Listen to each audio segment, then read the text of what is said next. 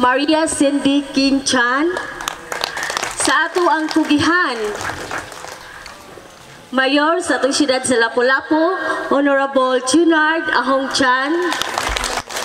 Sa atong mga DPWH, sa atong mga city councilors, engineers, mga bisita, maayong buntag kanatong tanan.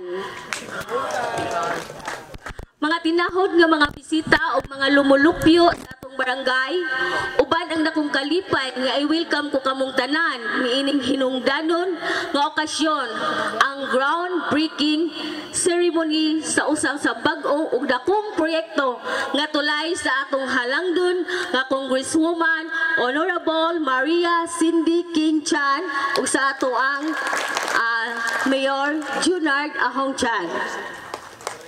Kining importante nga okasyon, nagdimaan sa kalambuan ug pag-uswag sa atong isla sa Olanggo. Ang katukuran sa maong tulay, maghatag og dakong tabang sa mga lumulupyo sa atong isla ug sa syudad.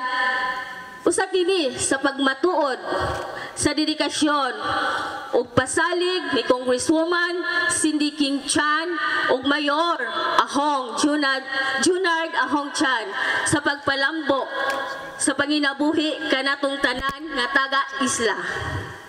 Sa atong panagtapok dinhi karon aron masaksihan ang pagsugod ni ining dakong proyekto, maghiusa kitang tanan sa pagsaolog ug pagpasalamat ni ining proyekto nga makahatag og kaayuhan sa umaabot nga henerasyon.